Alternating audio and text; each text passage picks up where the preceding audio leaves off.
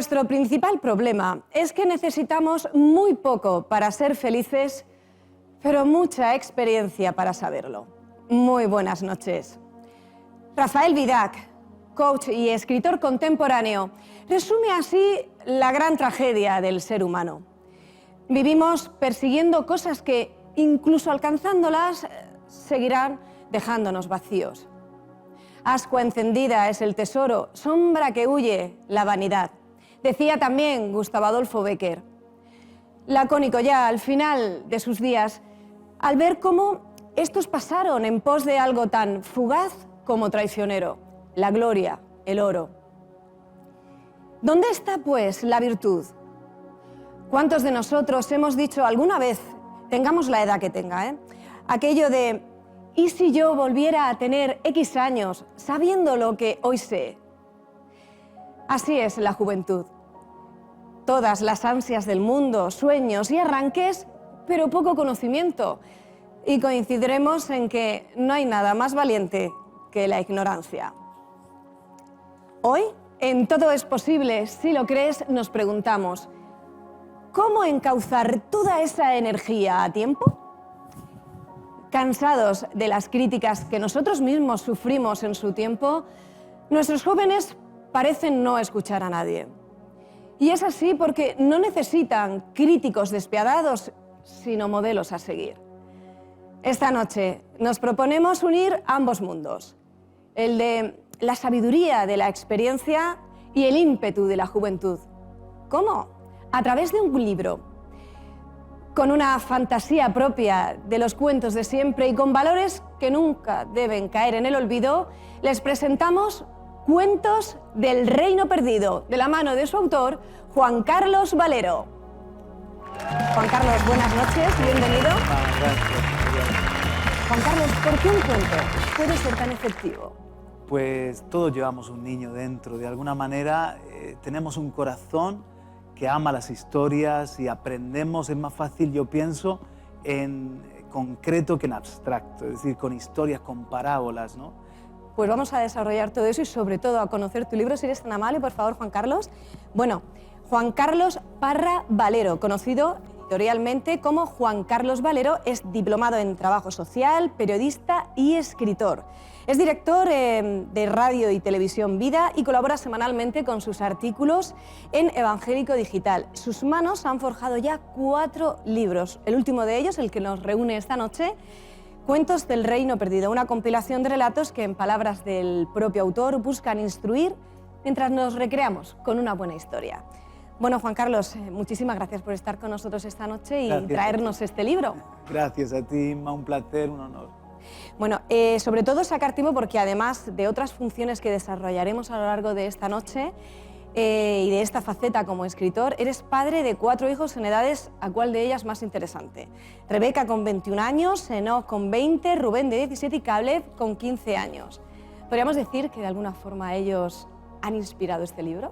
Sí, ellos han inspirado este y los otros también, porque como a todo joven, a todo niño cuando era más pequeño, les encantan las historias y tienen todo para descubrir, para aprender y siempre cuéntanos o nosotros sentimos la necesidad de construir su imaginación y también alimentar sus valores. Así que he escrito para jóvenes, pero he escrito también para mis hijos y cómo no, para niños, para adultos que tienen ese corazón también de seguir descubriendo historias y aprendiendo. Y un día espero que, si no ha venido el Señor antes, para mis nietos. Amén. Personajes de tiempos antiguos, otros mundos, incluso podemos ver seres oníricos que se da mal en una obra que lo que busca es enriquecer la imaginación y enseñar verdades sobre la vida cristiana. ¿Qué podemos encontrar en él? Pues son 16 cuentos, hay de diferente extensión, hay un par de cuentos que son más largos, el primero y el último, y luego hay sobre todo cuentos de extensión media, 10, y 4 cortos, 4 que se leen muy rapidito. Y podemos encontrar, la verdad es que hay cuentos que son de ese tiempo medieval, de esos castillos, reyes, reinas, pero hay otros cuentos que son actuales, que son más contemporáneos de nuestros días y siempre con alguna moraleja, siempre con alguna reflexión, con algo de suspense, ¿por qué no? Al final de cada cuento incluso hago como una especie de guía para el educador o para el padre o para el profesor que quiera trabajar con ese cuento, qué valores o qué verdades puede de alguna manera traer sobre la mesa, ¿no? Y yo creo que además, como decías, de un buen ratito encontrar ese reino que parece perdido pero que está mucho más cerca de lo que imaginamos. 16 relatos que, según nos dices, pues pueden leerse, según nos comentas en el propio libro, se pueden leer de forma aleatoria o cronológica. Sin embargo, recomiendas que se lea como una novela. ¿Por qué? Sí.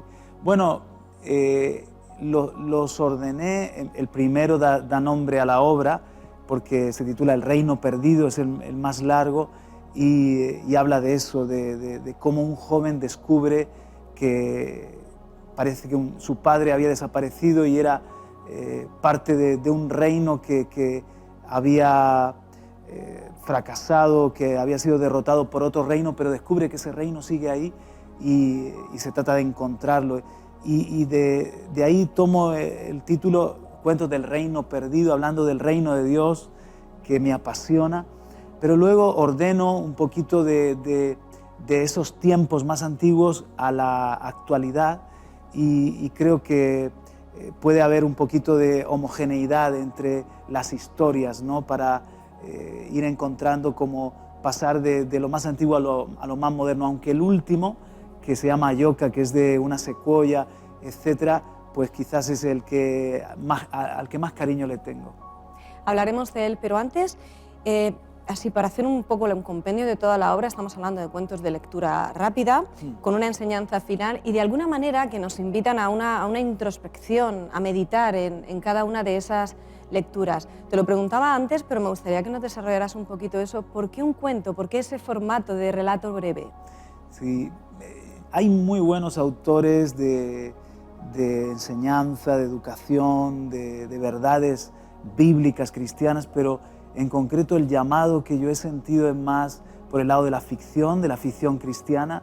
Creo que tenemos la necesidad de seguir nutriéndonos de grandes historias, viendo la vida desde otros mundos, pero encontrándonos con verdades que necesitamos, quizás satisfaciendo también ese anhelo de divertirnos, de evadirnos. Y bueno, me considero un discípulo de Jesús que fue un gran contador de historias, que él sabía la fuerza de una parábola, la fuerza de un cuento, y a través de sus historias, por ejemplo, de sus parábolas, aprenden no solamente un aspecto que a lo mejor es el principal de una de sus parábolas, sino que siempre hay diferentes ángulos a través de los cuales puedes abordar una misma parábola, un mismo cuento de Jesús, y siempre encontrar algo nuevo, siempre es como un poliedro, hay muchas enseñanzas. Y a mí me ha parecido muy necesario para nuestros jóvenes, para nosotros mismos, imaginarnos la vida, imaginarnos esos cuentos, esas historias y poder pensar en lo que estamos viviendo hoy, en lo que necesitamos, en lo que tenemos que cambiar con la amabilidad de un cuento, con ese corazón de niño, con ese corazón enseñable. Y es por eso, ¿no? Porque yo creo que absorbemos muchas enseñanzas desde el relato, más que enseñándonos, yo qué sé, qué es humildad, de una forma abstracta, ver la vida de alguien humilde, ver la historia, ver el ejemplo de una persona, como que nos llega más, y esa ha sido mi inspiración.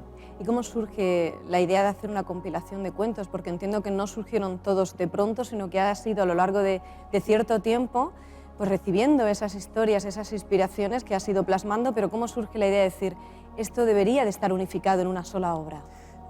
He ido escribiendo cuentos cada tanto desde el 2015, pero los he recopilado porque hay un par de editoriales cristianas que proveen literatura para colegios de varios países de Latinoamérica y Centroamérica y les dan unas lecturas a los alumnos anuales y querían tener también libros cristianos para ofrecer, ¿no? Entonces, además de las obras que he podido ya publicar, me recomendaron unificar los cuentos en una sola lectura y poderlos también ofertar para estos alumnos. Así que, dicho y hecho, nos hemos puesto manos a la obra. Sí, de alguna manera también ofrecer esa función didáctica, ¿verdad? Sí. Bueno, encontramos relatos inspiradores y con final feliz, ¿no? Como puede serlo El reino perdido o La reina pobre, que por cierto es uno de mis favoritos, y perturbadores como sin duda el hecho real que refleja la persecución aún hoy de cristianos en el mundo con De la siesta a la guerra. Háblanos de ellos. Sí, hay también un cuento que está basado en la historia real de los mártires de Sebaste, algo muy dramático, como 40 valientes dieron su vida por no negar a Jesucristo, efectivamente, y desde el pensamiento, la voz de uno de ellos, podemos saber mejor de esa historia. Y el de la siesta y la guerra, cada uno de esos cuentos tiene un porqué, tiene un momento de inspiración, un momento donde me ha venido, en el caso de la siesta a la guerra, lo escribí una noche de desvelo. Acababan de asesinar a unos jóvenes en un colegio de Estados Unidos.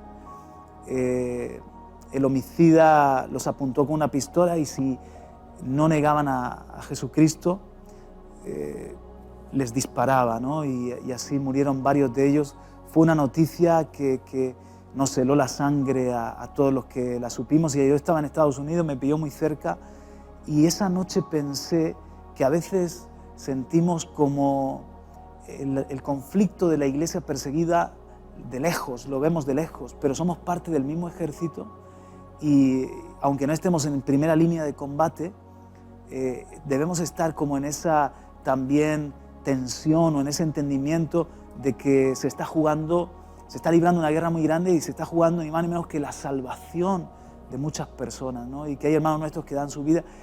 En concreto, uno no piensa que en un colegio cerca de la ciudad donde estás vaya a suceder algo como lo que pasó. Y imaginé a un soldado que no está en el campo de batalla, que se relaja, pero que entonces perjudica a su ejército, y cómo tiene un despertar. Yo creo que también nosotros necesitamos un despertar a la historia de los últimos días, de los momentos que vivimos, y que Dios nos está llamando a todos a vivir intensamente su palabra o intensamente nuestra fe, como si estuviésemos en un lugar de persecución, aunque nos toque en un país democrático de Occidente. Una historia que nos hace replantearnos varios aspectos. Uno de ellos, por ejemplo, es que nos podemos imaginar al ver cuentos del Reino Perdido, que es un cuento infantil en el que se van a tratar temas pues, más livianos, más tribales, y no es así. Y en el segundo lugar, hace 3 o 4 noches, 3 o 4 viernes, nos encontramos que entrevistábamos a Ana Contreras y hablábamos precisamente de la persecución que pudo vivir el cristianismo en sus primeros años aquí en España, en la época de Franco y demás. Entonces, ¿no te haces idea de que esa persecución, como bien plasmas en este relato, siga siendo real e incluso hasta la muerte, como podemos ver ahí? Y entonces te dices, ¿de verdad en los tiempos que estamos todavía asesinan a personas por su fe? Y debemos preparar a nuestros niños, a nuestros jóvenes, en cuanto a saber defender su fe en una forma correcta, estar dispuestos a ser rechazados, a ser despreciados. Es otra forma de ser perseguidos. Está demostrado, hay un estudio, por ejemplo, de pluralismo y convivencia, es el organismo, la entidad que trabaja con las minorías religiosas en España, y está demostrado que en los últimos años, por ser de una religión minoritaria en España, ha habido discriminación en el trabajo. O a veces la misma lucha que puede experimentar alguien en el seno del hogar, el que se rompan relaciones o te den de lado o haya un acoso constante por el hecho de creer en Jesús, ¿no? Entonces, el poder formar a nuestros jóvenes de cara a vivir un cristianismo valiente, un cristianismo que no se avergüenza aunque vayamos contracorriente, un cristianismo que también por otra parte no está para señalar a nadie, sino para amar a todos. Pues todas estas grandes verdades o todos estos principios debemos de inculcarlos y también por eso nos viene bien a nosotros mismos recordárnoslo. Encontramos también, por ejemplo, la isla Sigenu, una obra ingeniada por el pastor Radamés, Sí. pero que tú desarrollas con un mayor y con todo lujo de detalles. La única, digamos, que no nace íntegramente de tu propia inspiración, pero, Sí. pero una obra, ¿no? Un relato con un valor muy, muy especial para ti. Yo quería honrar al pastor Radamés y además él cuenta en sus predicaciones historias maravillosas y esta la creó él mismo para poder mostrar a un Dios que al mismo tiempo tiene que amarnos como Padre y también no deja de ser juez, ¿no? Entonces es una historia que le pedí el permiso y él me dijo adelante, inclúyela, conviértela en cuento y así lo hice. Menudo giro da en mitad cuando de pronto descubre, no vamos a desvelar porque es un pequeño relato y no vamos a desvelar toda el corazón de una de ellas, pero en este caso en concreto es verdad que porque cuando estás viendo un cuento, volvemos al tema de ver cuentos y piensas que son infantiles y te imaginas pues el final feliz siempre y no fue así. Claro, es que el final feliz, bueno, pues no está en la vida, no está en todos los casos y también a veces tratamos a nuestros niños, a nuestros jóvenes como entre algodones y pintándoles un mundo irreal, pero la verdad es que nuestros jóvenes cada vez están expuestos a contenidos, a diversión, a información y a videojuegos que son demasiado realistas y merece la pena que también les hablemos y les preparemos para la vida, como antes decía, y les hablemos de que no todos los finales son felices, pero sí para los cristianos ayuda todo para bien, ¿no? Y hay recompensa después de todo. Esa es la esperanza. Una de las características, la hemos hablado ya, pero más sucintamente, es que puede usarse además como manual pedagógico, como decíamos antes, para colegios, un libro de enseñanza, y de ahí ese apéndice de tópicos en el que en cada relato se ponen, digamos, esos tópicos o temas tratados y esto te sirve o bien para elegir la lectura o bien para luego desarrollar una charla, un coloquio posterior. Esta particularidad surge, entiendo, a la hora de compilar todos estos relatos. Sí, es una forma de facilitar precisamente al padre o al educador, puede ser un líder de un grupo de jóvenes, puede ser un maestro de escuela dominical o en este caso un profesor de cualquier colegio de estos que van a trabajar con el libro, pues quizás quiero hablarles, no sé, sobre amar a Jesús y estar dispuesto a darlo todo por Jesús. Pues viene muy bien el de la reina pobre, o quiero hablarles acerca de ser valientes para evangelizar y ser pescadores de hombres. Pues hay un cuento que se llama El milagro del último Ruiz y que cuenta la tragedia de un pescador que le tiene miedo al mar, que le tiene fobia a pescar. Entonces, pues uno yendo a ese índice de tópicos del final, escoge la historia, el relato, el cuento que mejor le convenga. Así que creo que eso y también el tener unos consejos para el que va a trabajar con el cuento. Después de cada cuento hay unos consejos para el educador.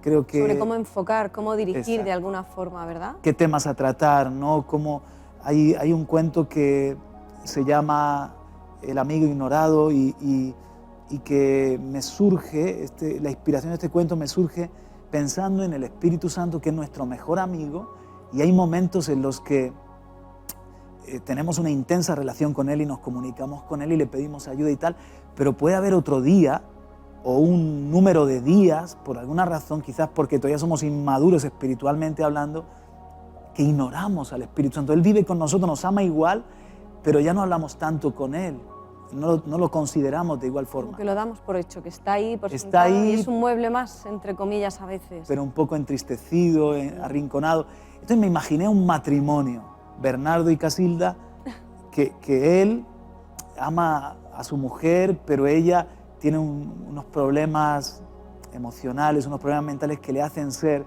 extremadamente cariñosa unos días o en una racha y entrar en una depresión y meterse en sí misma en otros momentos. Bueno, pues cuando tú tomas ese cuento, aparentemente no tiene nada que ver con la fe, pero si le das luego la aplicación para hablar desde el matrimonio de nuestra relación con Jesús o con el Espíritu Santo, te encuentras con un tesoro.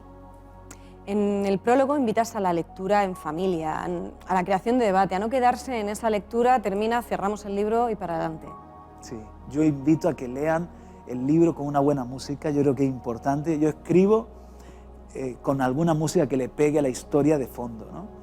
Por ejemplo, tengo una historia que se llama, un cuento que se llama La abuela Queca, y me puse toda esa música de antaño, ¿no? De boleros y de machín y toda esa música, y fue la música de fondo para el cuento. Pero también da mucho gusto leer un cuento en familia, da mucho gusto que luego, si lo hemos leído cada uno, lo pongamos en común, trabajemos con él, impresiones, cosas, hábitos que quizás se están perdiendo, que nos ponemos cada uno con una televisión o con una pantallita, con una tablet, con un teléfono en la mano, y ese momento de la mesa, de la sobremesa, o de apagar la televisión y disfrutar de... ¿Te acuerdas cuando, no sé, nos poníamos juntos a escuchar algo en la radio?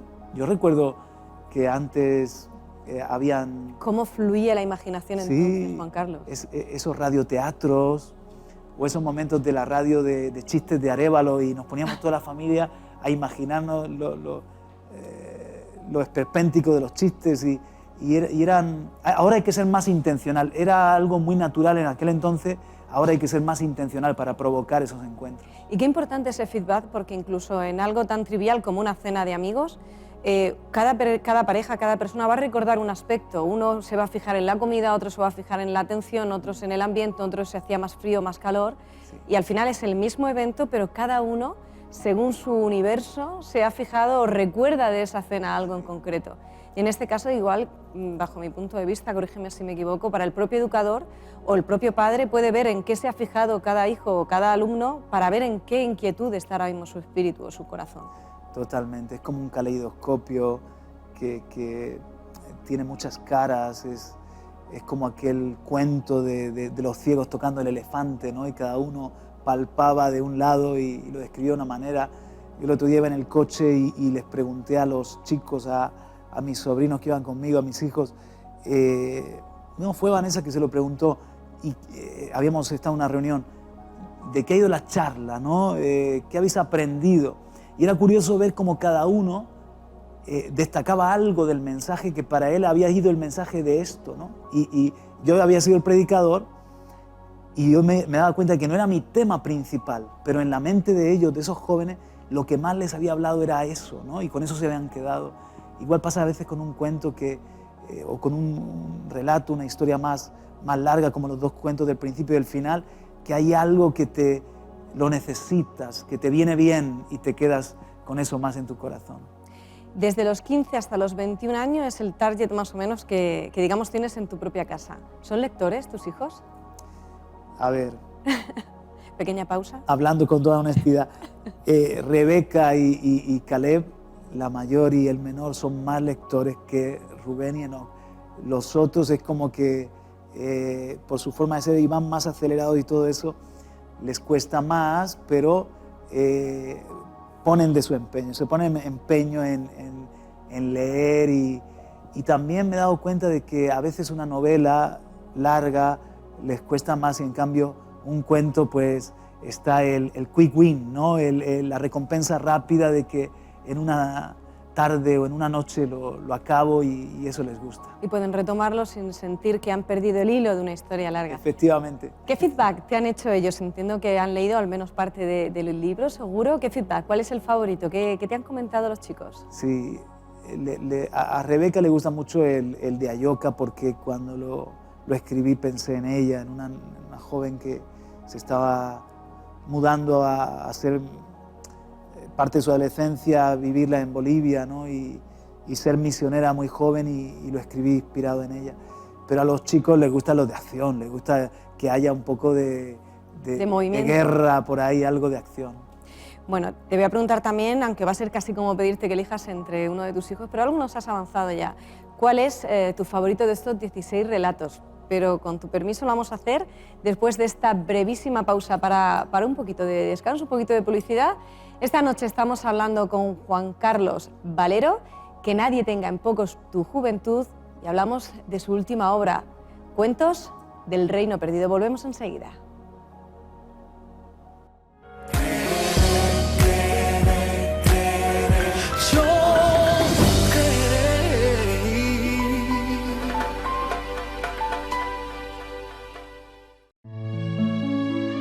Volvemos en 3 minutos.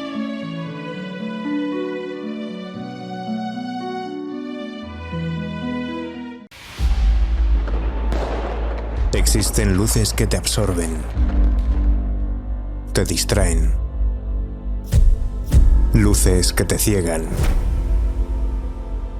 que te cautivan, te divierten, luces que te hacen perder el enfoque, luces que te apartan del camino. Pero existe una más potente que devora las tinieblas. Una luz que disipa las dudas, consume la confusión, que ordena y muestra el camino, que te inunda de paz. Jesús, la luz del mundo.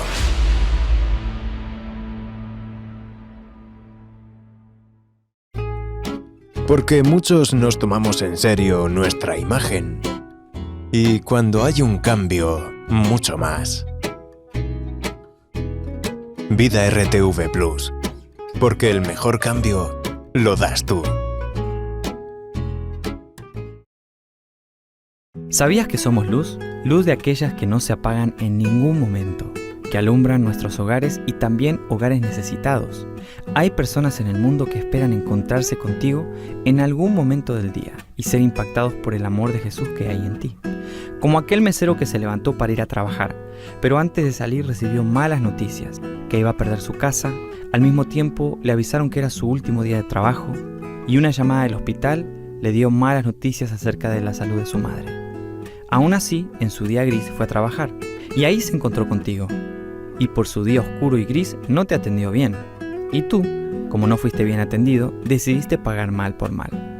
No solo no le diste propina, sino que tampoco le hablaste de Jesús. Y sí, formaste otro espacio negro en su día oscuro. Pero ¿qué tal si hubieras dejado a un lado tu orgullo y hubieras decidido ser luz? Él diría algo así: hoy tuve un terrible día. Hubiera sido el peor día de mi vida, pero alguien apareció en mi mal día y trajo un poquito de luz. Nunca sabes qué está pasando en las personas que en ocasiones sin querer te hacen daño. Tú solamente preocúpate por ser luz y harás la diferencia en la vida de aquellos que se crucen en tu camino.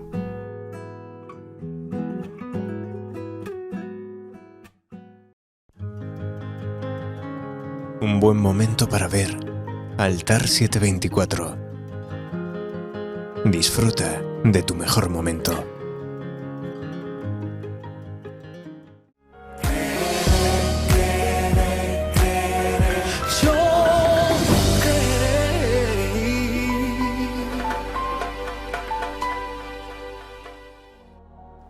Seguimos en Todo es posible si lo crees y esta noche conocemos la última obra de Juan Carlos Valero, Cuentos del Reino Perdido. Y nos quedábamos justo en el punto en el que casi que te hacíamos elegir entre uno de tus hijos. Son 16 relatos, todos ellos muy especiales, además con una inspiración muy bonita, muy hermosa. Pero de alguna forma te pongo entre las cuerdas, si me lo permites. Claro. ¿Cuál dirías, Juan Carlos, que es tu favorito y por qué? Claro, es difícil elegir porque a veces es dependiendo de el estado de ánimo en el que uno está. Yo me quedo con el hermano Gozo porque es un cuento con sentido del humor y porque hay algo en el protagonista del cuento que admiro, que me gustaría yo también tener ese gozo, esa actitud frente a la vida, de optimismo, de gratitud, ¿no? Y me gusta mucho. La verdad es una obra imprescindible, como bien decías, no solamente para adolescentes, sino también para los propios profesores y para los padres, para también, como decíamos antes de esta pausa, poder testar un poco, ¿no?, en qué situación están los pequeños y cómo podemos ayudarles. Ahí estarán viendo ustedes en pantalla ese rótulo con el nombre del libro, con el nombre del autor, así como el código QR. ¿Eso qué significa? Que tan solo acercando su teléfono móvil acceden directamente para poder hacerse con ese magnífico ejemplar que, como decimos, bueno, ¿cuál es el target de edad? ¿Desde cuándo ya podemos regalar este libro hasta...? Sí, 12 años en adelante, perfectamente. Pues a partir de los 12 años hasta, imagínense, lo estamos viendo aquí esta noche, todos podemos aprender con estas enseñanzas y no exige que te estés sentado con el libro toda la tarde, toda la noche, sino que puedes ir poquito a poco cogiendo esas píldoras de sabiduría. Juan Carlos, este es el cuarto de tus libros, Sí. digamos ya escritor afamado, ya tienes unos conocimientos bastante importantes. El primero, un libro de enseñanzas sobre la fe evangélica y tras él, 2 novelas, La altura, que la tienes ahí a tu lado, la historia de un joven invidente, cómo va su historia, cómo va conociendo a Dios, y después del Resplandor, una novela sobre el mundo y el fin de los tiempos en 2070, lo Sí, sitúas. 2071. 2071, bueno, háblanos de ellas. Bueno, el de la altura fue un libro que me llegó la inspiración en un viaje. Estaba yendo a Nueva York y le entregué al Señor el viaje en el sentido de decir, voy a tener un tiempo contigo, en vez de estar viendo las típicas películas de la pantallita, voy a disfrutar este viaje contigo. Y en un momento dado es como que me vinieron unas palabras, ¿no? Nació sin los nervios ópticos de ambos ojos, era simplemente ciego y bueno, y comencé ahí simplemente no podía ver y comencé a escribir la historia de un joven que nace en una familia cristiana, pero es invidente desde que nace y cómo se le va revelando Dios, etc. Para mí fue un regalo del Señor la novela y es parte de una saga. Es la primera, quiero seguir, quiero continuar con la altura. Es entrañable, yo creo que te encariñas del protagonista y tiene además, a pesar de que escribo ficción cristiana, pero tiene algo de trama policíaca, ¿no? Tiene algo también ahí de suspense, de intriga y he tenido un buen feedback, una buena respuesta de los lectores. Después del Resplandor, en cambio, fue como decía Einstein, que la creatividad es cuando la inteligencia se divierte, es divertirme en el tiempo de confinamiento y en concreto en un tiempo en el que fueron 52 días de convalecencia porque me dio duro el COVID, el coronavirus, y cuando estuve un poquito mejor para usar la mano y el cerebro, pues lo que nació con un cuento distópico, un cuento del final de los tiempos, de robots, un poco al estilo de Isaac Asimov, de repente tuve que seguir la trama y es una novela corta, pero yo creo que impactante, muy intensa. Creo que a los jóvenes les gusta más, no sé si porque es más corta o porque es futurista. A propósito de eso, también estamos viendo, al igual que en Cuentos del Reino Perdido, ese código QR para poder también acceder a esta última novela y así como la anterior, que también lo vamos a estar viendo a lo largo de todo el programa. En este caso en concreto, como decías, es una novela que gusta mucho a los jóvenes, quizá también por esa visión futurista, pero tengo que preguntártelo, ¿por qué 2071? Sí, pues, a lo mejor me he quedado corto por decir ¿hasta cuándo durará esto, ¿no? Tal y como avanza la ciencia y el poder autodestructivo del hombre, llegaremos al próximo siglo, pues vámonos a finales de este siglo, ¿no? Y que después de Resplandor es como un apocalipsis, un momento donde la Tierra ya es un lugar irrespirable y sin embargo hay un gobierno mundial, hay una forma de vida, conviven robots, humanos, poshumanos, etc. Entonces, por ahí lo situé y a lo mejor en 2 pestañeos nos ponemos ahí, ¿eh? ¿Es una novela que habla de lo que puede ocurrir antes de Apocalipsis o después? No puedo decirte eso porque te hago un spoiler, pero sí, por ahí. Pues ya me has dejado a mí la curiosidad. ¿A quién va dirigida? ¿A quiénes van dirigidas estas novelas? ¿También a los jóvenes? Sí, sobre todo yo creo que escribo para jóvenes, pero decía C.S. Lewis con sus Crónicas de Narnia, lo escribía para sus sobrinos y decía, probablemente cuando termine esta obra ya no te interesará porque habrás crecido, dejarás de ser adolescente y serás joven y no te interesará tanto, pero cuando seas ya mayor, quizás un anciano como yo, volverán a interesarte los cuentos, ¿no? Entonces, a veces, a mí me pasa que sigo entreteniéndome con historias, con los mismos cuentos que compartes con niños, con jóvenes, a veces con la congregación cuando predico, y dices, bueno, esto va bien para todas las edades. Las historias, por ejemplo, de Jesús y las historias bíblicas, que ahí tenemos una fuente inagotable de relatos y en este caso, no es ficción, es realidad, pero cuánto nos hablan a todos los que estamos en casa, ¿no? Y yo creo que es para jóvenes, pero que también nos podemos edificar un adulto. Lo has dicho en varias ocasiones esta noche, el público mayoritariamente es lo joven, adolescente. ¿Por qué tienes especial interés en este sector, en esta juventud? ¿Por qué piensas que es tan importante? Mira, en 2015, te cuento el sueño, y que para mí fue el llamado a escribir.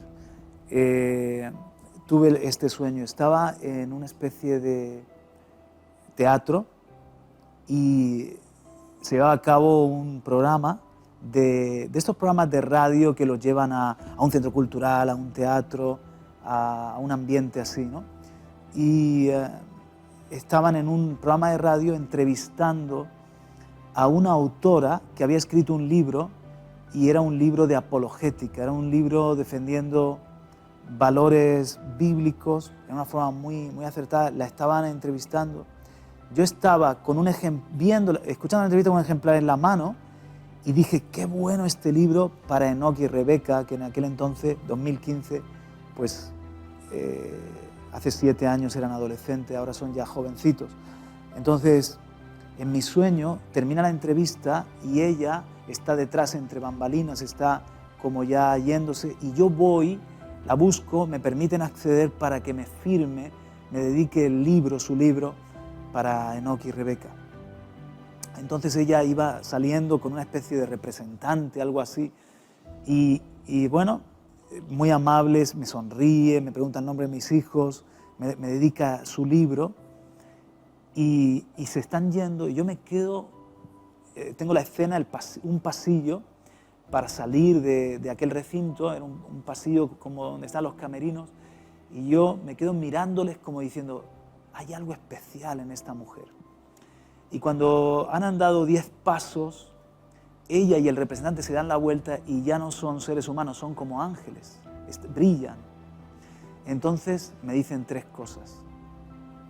Me miran y me dicen, cada libro será una conquista. Luego me dicen, el nombre es Sofonías. Y en tercer lugar ella me pregunta, Juan Carlos, ¿qué es lo más importante? Y me despierto.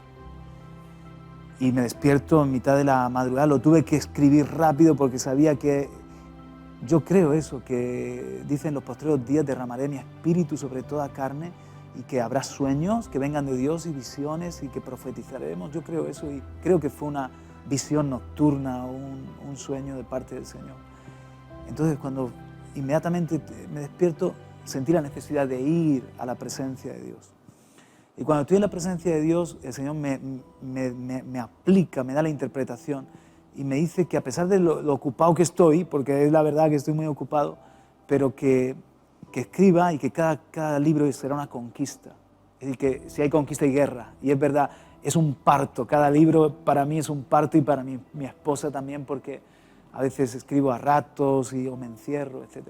Sofonía significa, es un profeta menor, y así yo me siento un escritor menor, humilde, que tengo poco que aportar, pero algo que aportar también. Siento ese llamado, y que soy un humilde escritor, pero sofonía significa el que se refugia en Dios, el que se oculta, o Dios oculta, y eso es lo que he hecho. Para poder escribir han sido momentos que me he retirado unos días, o que me ha pillado el coronavirus, o que confinamiento tal. Así ha nacido, he podido sacar el tiempo. Pero en la pregunta, y aquí te respondo, fíjate, cuando el Señor me manda ese mensaje, ¿qué es lo más importante?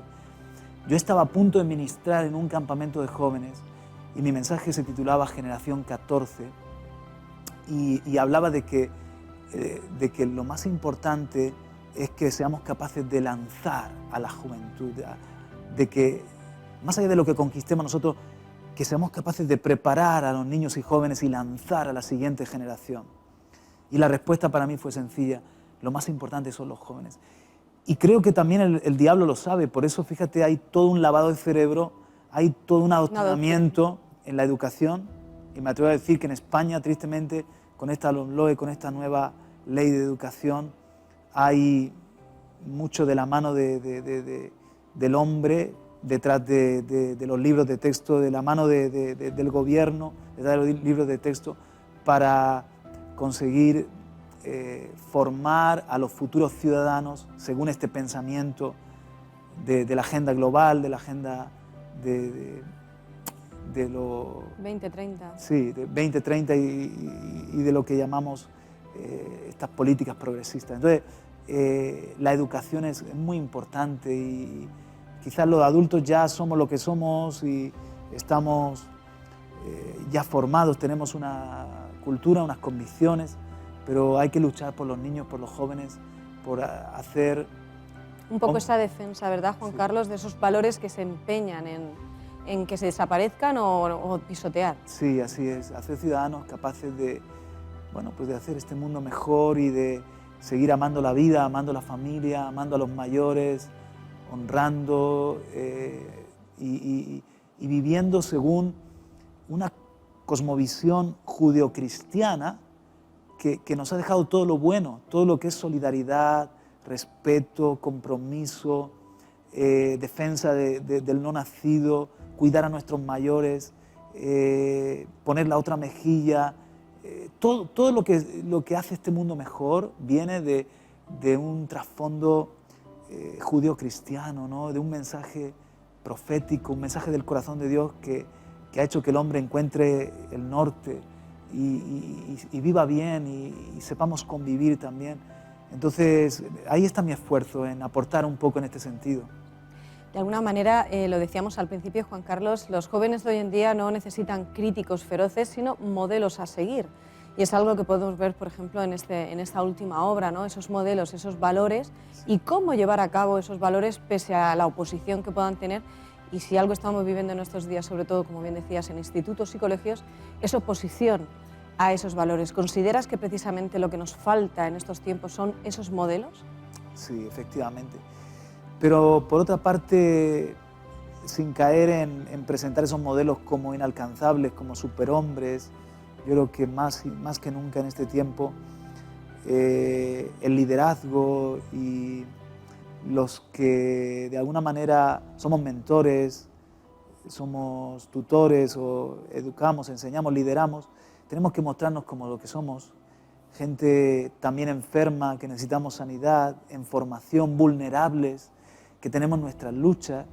O sea, en mis obras huyo del maniqueísmo de presentar a los personajes como súper buenos, estáticos, que nunca cambian. Idealizados. Evolucionan, tienen sus defectos, los mundos que presento no son perfectos. A veces te sorprendes porque de alguien aparentemente malo encuentras lo bueno y de el que parece bueno te decepciona. O sea, intento que también se plasme la lucha de los seres humanos por superarnos, por evolucionar, por desarrollarnos. Entonces, pero necesitamos referencias, necesitamos apuntar alto, ¿no? Y bueno, el simple hecho de escribir hoy en día o de leer es un acto revolucionario, ¿eh? Porque Cierto. parece que cada vez se lee menos o que Se busca más la inmediatez, el vídeo. Antes que leer un libro veo la película o veo el documental. Es cierto que ocurre. Quedarme para un vídeo de 3 minutos es casi, bueno, un logro, ¿no? Sí, una proeza. El otro día estaba yo viendo cómo ser un buen comunicador y uno de estos vídeos que son coach, expertos, y dice que tienes que captar la atención en los primeros 3 segundos. Digo, si no, en los primeros 3 segundos nada más No que he diré los respirado. buenos días. Es que no me da tiempo, ¿eh? Ya Es así. me siento un poco desfasado, pero creo que necesitamos volver a esto, ¿no? A tener un libro entre las manos, a a dedicar tiempo a la imaginación. Abandonar un poco esa filosofía de lo instantáneo, en lo quiero ya y lo quiero ahora. Sí, sí, sí. Juan Carlos, además, porque a lo mejor nos estarán viendo muchas personas que puedan conocerte, pero hay otras que no, Juan Carlos Parra Valero es, además de todo lo mencionado, es pastor a tiempo completo en Iglesia Evangélica a los Pies del Rey. Bueno, ya nos contarás cómo sacas tiempo para todo esto, además de para escribir. Por cierto, eres de escribir de noche, antes has dicho que buscando huecos, pero eres de la quietud de la noche. Sí, me encanta escribir en la noche, ¿verdad? Después de Resplandor fue un poco con la ayuda del virus. Me afectó al sueño. Estuve 3 semanas durmiendo muy poquitas horas, me afectó algo del cerebro, luego además los corticoides y tal. Bueno, mira, ahí estamos viendo, Juan Carlos, con tu permiso, una foto que nos ha pasado tu esposa Vanessa, un momento de Juan Carlos después de terminar de escribir, de atender a todos los creyentes que han ido a hablar contigo y luego ya... Un saludo, por cierto, a Vanessa Vergara, la saludamos desde aquí, que sin duda sin ella seguro que muchas de estas obras no podrían haber visto la luz. Pues claro, ella es mi heroína. A veces ella me tiene paciencia, está ocupándose de la casa, incluso de cosas del ministerio, porque yo estoy terminando o revisando una obra o terminando de escribirla. Bueno, nos decías eso, que sobre todo de noche y cuando estás en esos momentos de como quietud. En un retiro, a veces en un viaje o en un momento de tomar unas mini vacaciones para acabar o avanzar en una obra, así lo estoy haciendo. Una labor ministerial estamos hablando de casi 25 años, en 1998 es cuando comienza, en la que seguro que habrás podido contactar pues, con decenas de personas que te cuentan sus inquietudes y demás, y sin duda de alguna forma habrán sido también, como también pastor con los jóvenes, parte de esas inquietudes las que luego se han visto y se ven reflejadas en estas obras, ¿cierto? Somos fruto de lo que vivimos, de la experiencia. De lo que escuchamos. De lo que leemos, sí. Escuchamos, leemos. Y si hay alguien que escucha, es un pastor. Sí. Estaba leyendo una noticia de ABC de que hay un problema con los doctores, con los médicos rurales. Y les cuesta mucho trabajo encontrar ese médico de pueblo, rural, porque tiene una dedicación 24/7, porque es un todólogo, porque está para cualquier mal, para cualquier dolencia. Sí. Entonces escribía una nieta, o sea, su abuelo fue médico rural, su padre fue médico rural, pero ella quiere ser cirujana porque sabe cómo te absorbe. Y cuando lo estaba leyendo me identifiqué, porque un poco estamos los que estamos para ayudar a la vida en todo sentido, para cualquier problema y a veces con una dedicación 24/7. Es muy exigente, pero al mismo tiempo es enriquecedor porque conoces las historias, la realidad supera la ficción, hay historias que te cuentan que alucinas, que tú dices, bueno, lo que ha vivido esta persona es para llevarlo a la gran pantalla. Es maravilloso ver a alguien ser liberado por Jesús, un matrimonio cómo se restaura, alguien cómo sale del alcohol, de las drogas, de la depresión, cómo vuelve a tener ganas de vivir después de un intento de suicidio. Es maravilloso acompañar a alguien en su proceso, ¿no? de conocerse, de conocer a Dios. Entonces eso es lo satisfactorio de esta profesión mía. Juan Carlos, quiero aprovechar, ya que estamos hablando de esta área, para preguntarte, ¿han cambiado mucho en este cuarto de siglo, casi 25 años, los afanes del individuo, la tensión, aquello que nos perturba, ha cambiado? Yo creo que es el mismo hombre con los mismos problemas de todos los tiempos. Lees Eclesiastés y dices, pero esto lo escribió Salomón, esto tiene siglos, ¿cómo puede ser?